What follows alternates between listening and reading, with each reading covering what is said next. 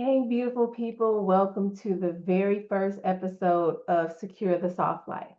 I'm Dr. Raquel Tolson, your soft life strategist, and I'm here to help move us from hustling to flowing in purpose, provision, and peace.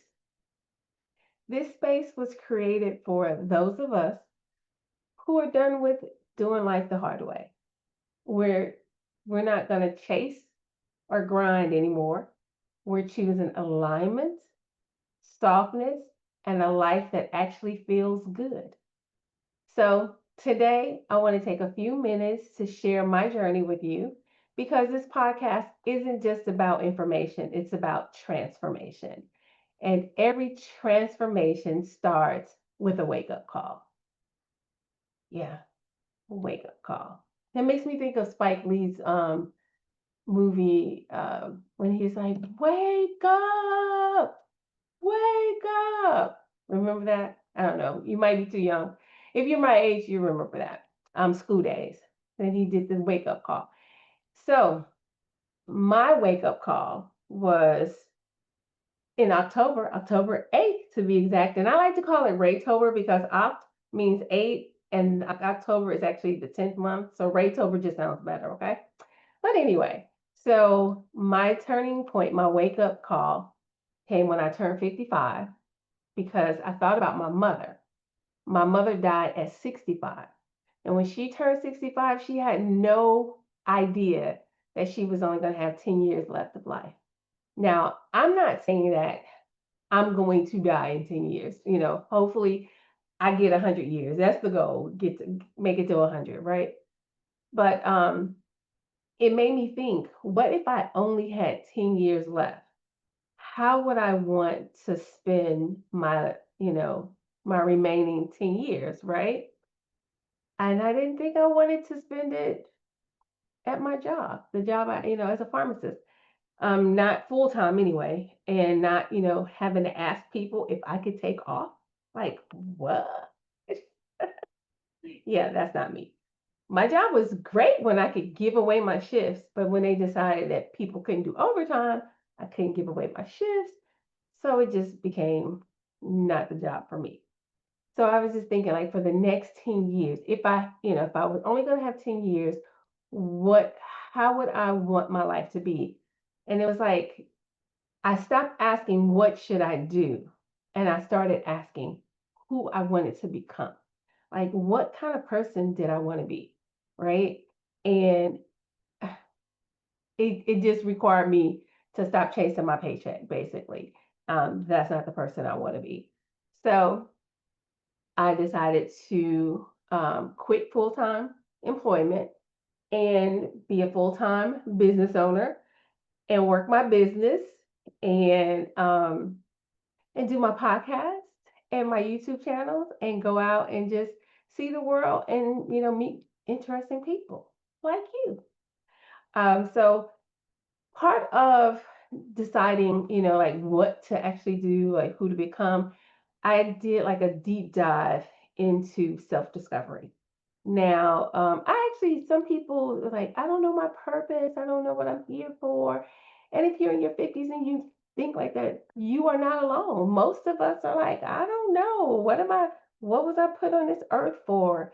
I enjoy doing this, I don't enjoy doing that. I went to college for that, and all those things. But I used, so this is where I'm going to need if you are a Christian like myself, I need you to bear with me because I know when we grew up, we were taught that tools like numerology, astrology, human design were like against our faith. But what I realized that those things didn't pull me away from God. They actually brought me closer to the truth of who I am and actually brought me closer to God.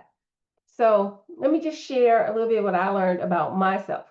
So in numerology, I learned that I'm a life path 7, which is considered the spiritual seeker. That number is all about intuition, deep thinking, and searching for divine wisdom. If anybody knows me, that's me. Like, I deep thinking, like searching for divine wisdom. I have 3 degrees. I have a pharmacy degree, a law degree, and a counseling degree. And I really believe that it wasn't about me just trying to have all these degrees and letters behind my name. It was really because I was like seeking out wisdom. I wanted to know things. So that pretty much sums up me. Um, and it made sense because I'm drawn to reflection, purpose, and I'm a big proponent of the truth. All right, now in astrology, I'm a Libra sun, and that, so I value beauty, balance, and fairness. Probably the reason why I went into law because of the fairness. I remember growing up, I used to be like, that's not fair. And in my head, I still kind of be like, that's just not fair. If you have a Libra in your life, you may hear that a lot. It's not fair. I also have a Virgo rising and a Virgo moon. Now, that explains my service, my love for structure, and I feel safe when things are grounded and it's clear. Like I don't like things not clear, unclear. I need the rules. Like let me know the rules of the game so I can follow them. Don't like change them and it's switching it up. I'm not with that.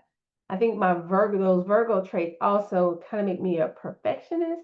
So sometimes I don't get started because I want things to be perfect, and that may also be the reason why I went to school so much.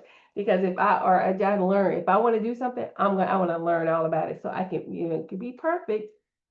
I almost didn't do my first, this first podcast because I was like, well, I don't have the microphones. I don't have this. I want to put some stuff on my wall, so I didn't want to use the green screen. But it's like, nope, better done than perfect. If you are like me, we'll talk about that in a future episode about done, not perfect. I also discovered I'm a Gemini midhaven. I didn't know any midhaven, heaven, I believe, midheaven. I never knew about that one. That was a new one. My nephew Esso taught me about that one. And it showed me that I'm here to teach, speak, write, and use my voice to inspire and guide others. Now, okay, so I know the people that know me, they're like, yep, that's Raquel. My both of my parents were teachers and I just ran away from being a teacher. Didn't want to do it. I grew up broke in my opinion. I was not gonna be a teacher. But I find myself now as a financial educator. So I'm still teaching. I'm just not in the school system, but I'm still teaching. And I did teach some teaching too. I was a professor for about a semester. But yeah, so speaking, writing, I love to write. I've written nonfiction, fiction, and children's picture books with my son. So I do that and using my voice to inspire. That's why I'm here at my podcast. And this is my second podcast. I had another podcast some years ago called Blessed. Yeah, so you can probably still find that on YouTube anyway, for sure. But and I'm, and guiding others. I love to, just listen to people and hear their heart and then kind of give it back to them. I'm not one of those people that I'm trying to get you to do what I want you to do. I'm actually listening to what you're saying and I try to help guide you to that. So hopefully with this podcast, I will be able to do those things. Now, in human design, well, I'm going to do a whole show about human design because it's very interesting. But I am a 6-2 sacral manifesting generator. Okay, so it really confirmed who I am deep down inside. I cannot just do one thing. I remember my friends from in Living Color, they was like, yeah, the Jamaicans, they had all these jobs. If you just had one job, you were a lazy bumpkin. And so my friends used to say, Raquel, you're Jamaican because I used to have like, my job. Actually, I used to have 2 jobs and a couple of side hustles. And so but this human design kind of shows that's the reason why I'm like that. I'm multi-passionate, full of ideas, and I'm not meant to fit in anyone's box. That is me. When I read that about myself, I was like, oh, this is why I'm like I am because I just can't just do one thing. It's not possible. Now, as a sacral being, I thrive when I listen to my body's yes, not my brain's logic. That is a difficult one because the more educated you are, the smarter you are, the more intelligent you are. It's really hard to not focus on what your brain's logic is telling you and to focus on what your gut is telling you. And that is how I will thrive if I listen to my gut and not necessarily my head. Now, as a 6-2, I'm here to lead by being, not performing. So what that means is basically I have to be, right? It's not about me doing. I have to be it. And that's kind of what I was saying, that I had to learn, I had to change my mindset about what should I do, and actually thought about who I want to become. Okay. So now, by living my truth and letting others witness my journey, um, that's what this podcast is about, basically. And my whole, just changing my whole life. Not only did I quit my full-time pharmacy job, but I also moved to a city where, I have a few relatives and I know some people, but it's a brand new city, somewhere I've never lived and never really. I visited twice before I decided to move to Norfolk. So, or as they say, as the locals will say, Norfolk. That's what I was told. Norfolk. Um, so yeah, we're going to talk a lot about purpose in the doing the podcast, because I think there's a lot of people who may want to know more about their purpose and what they, their design. So I want to talk about all those things. And some podcasts I will have co-hosts, and we will discuss some topics like this. Now, the soft life. I know it's like that used to be like a huge, hashtag soft life. I don't know if they still do a lot, but a lot of people, you would always see people, um, you know, like doing their self care and going on vacations and things like that. So all of that is soft life, right? But mine is not necessarily. When I say soft life, I kind of redefine work, because I'm still working, right? I don't think I will ever like not work, but I'm still working, and I think a lot of people still have to work or even want to work. But I was like just redefining it, right? So soft is not about lazy. It's not avoiding work. It's about choosing work that doesn't crush your spirit. Let that marinate for a minute. If you are on a job and it's hard to wake up, it's hard to be motivated, and you just feel horrible, even getting a paycheck doesn't do it for you, that job may be crushing your spirit, and you may need to look for something else. I'm not telling you to quit and not have any money and, look, I'm just saying you may need to start thinking about what else is next. Who do you want to be? Right? You don't want to be someone where your spirit is crushed. Um, I walked away from being a pharmacist, and we made good money as a pharmacist, but I was empty. I was just empty, and it was just, I hated giving people all that medication.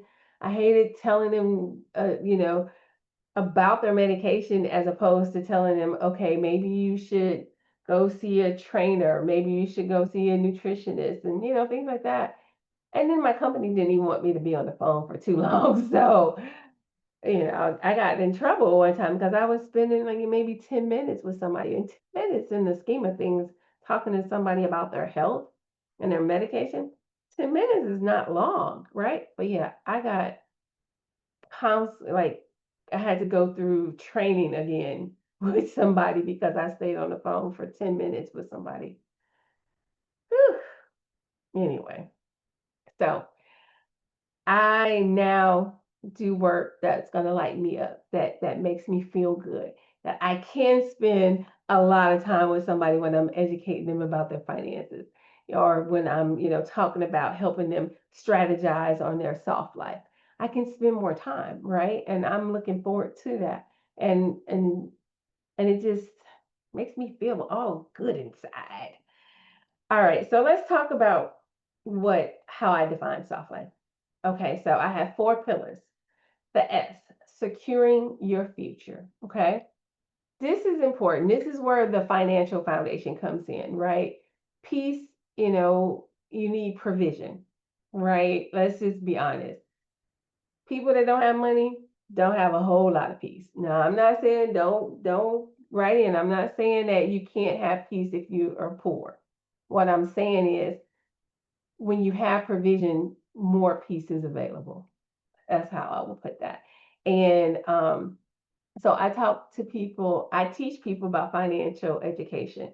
And a part of that is, it's like the base of what what my bishop, my former bishop, Bishop Noel Jones, he would always say it's the substratum, right? That's the base of a thing. The substratum of your financial foundation really should include a living benefits life insurance policy. And it's not just a regular life insurance policy that when you die, your family gets money. No, this is one that if you get sick, if you get an illness that you can't work for a while, like a heart attack, cancer, a stroke, something that you can use the money, your death benefit, you can accelerate your death benefit and use it for when you're alive. Okay. So that's like a basis of it. And then we also teach about indexed accounts. And I'm going to definitely have some more shows about all of these in the future. I'm just giving you just a hint about the whole securing your future. That really is about living benefits, indexed accounts, money that you can't lose if the stock market goes, under, and teaching you how to design a retirement that you won't outlive. Like I said, the goal is to get to 100. We don't want to run out of money. Did you know that the average 401k lasts about 10 years? Like my dad has already been retired for 20, So yeah, we want to make sure we learn about that. That's securing your future. Part two, pillar two, owning your time. Now, this is about boundaries and freedom. Now, this is not just, oh, you got to quit your job. It's just about learning how to say no. Your time is your time. You do not have to feel obligated to do things, right? We need to own our time. If I read a book and they called it, I forgot the name of the book. I'll have to talk about that book. And when I find it, I'm gonna put it in the notes. Okay. For especially for those of you watching on YouTube, I'll put it in the notes, the book that I got. It was a fiction book and it was really good. And the woman, she was like the strong friend. The strong friend. We all of us are probably, if you're watching this, we're all probably the strong friend. And so she had a thing called Soft Girl Sunday. And I love that. I was like, yeah, Soft Girl Sunday. And then, but she didn't like stop working. It was just her, her time to kind of take care of herself, right? Um, but she had to own her time. Like when you think about it, even if you're just saying, I'm going to take a couple of hours, somebody may call and say, hey, can you do this? Can you do that? No, I can't. No excuses. Just, no, I can't. I can reschedule. You can look at my Calendly and find out when I'm available, but I'm not available today. So, yeah, owning your time and then entrepreneurship. We're going to talk a lot about entrepreneurship and finding different. I'm going to tell you about my business. I'm going to invite other people to talk about their business because entrepreneurship is a great way to own your time. Now, some people say when you're an entrepreneur, you work harder, you work all the time. Well, you choose to. You choose to. That's the difference. You choose when you can work. Like I may choose to work late at night, but in the morning I want to do my own thing. But the job says you got to be here from 8 to 5:30. Where I may say, no, I'll still do an 8-hour shift, but I want to do it at the end of the day. Or I want to do it tomorrow at the beginning of the day. I get to pick and choose. So I get to own my time, right? I'm not on somebody else's clock. I love that for me. And I hope that you can find that way for you too. Pillar three, flowing in purpose. And that's what we were talking about. Just understanding our purpose, finding something that, sets your soul on fire because you know you're doing exactly what you were put on this earth for. Now, let me just say this. I do believe that we all have several different purposes and it may be different seasons, right? I had a season where I was supposed to be a pharmacist because I met some wonderful people that are still in my life. Had I not been a pharmacist, I would not have met those people. And I believe that I helped a lot of people. Now, I remember getting a call, somebody who was just frantic because they didn't have their anxiety medicine. And I talked them down. And when I got off that phone with them, they were fine and they said, thank you. And who knows that I may have been on that job for those 2 years just for that particular person. So I don't think that we only have one purpose. I believe that we have many different purposes and we have seasons where we're supposed to be doing things. But if you don't know your purpose, that's what we're going to talk about during this podcast, finding our purpose. And then pillar 4, trust God's timing. We're going to be trusting God's timing. So I like to talk about how in the Christian community, we talk about, I'm going to wait on God, right? And we say, I'm waiting on God. And then what we do, though, we use that term waiting on God to not do anything, to not move. There was a story about the man who was waiting on God to be rescued in the flood. And somebody with a raft came by, somebody with a small boat came by, somebody with a bigger boat came by. He's like, no, no, no, I'm waiting on God. And then he perished and he got to heaven and he was like, God, you didn't save me. And God was like, I sent 3 people to save you. So sometimes we're waiting on God and we're not moving. So I particularly say, yes, God's timing is not about us not doing anything, not moving. God's timing is about the manifestation of the thing. So if I choose to, let's say, write a book, since I write books, if I choose to write a book and then I was like, well, I'm going to wait until everything is perfect before I write the book. Right. Or it's like I wrote the book and now nobody is buying the book. Well, I wrote the book. That was the first thing. And now I have to keep doing the other things. But the people will start buying the book. God will bless it, right? And the right people who need the book. And that's the other thing about God. The purpose may not be for you to get famous off the book. It may be because one person needed to read that book to change their whole life. And you may never know who that one person is. Hopefully you would get to find out, but we never know. But I just say that when we think about standing in faith, right, that we have to know that God has us and that in his time, everything is going to work out the way it's supposed to work out. So those are the 4 pillars for the soft life. So those are the 4 pillars that I have created anyway about the soft life. So every week I'm going to share either in a solo episode where I teach, reflect, and guide, or with a conversation with a guest co-host where who's walking the soft life journey in their own way, or that can help us to get our purpose together, to help us with something about flowing in time, about securing our future. So we'll have topics on faith, finances, boundaries, purpose, spiritual wellness, and and fun. We're gonna talk about travel because travel is fun to me, and anything that And I hope that you all would be interested in what I got going on, and you will come back every week to listen, and that you will even comment. If you listen to the podcast, there's a way for you to comment, or if you go to the YouTube channel, that's really a great place.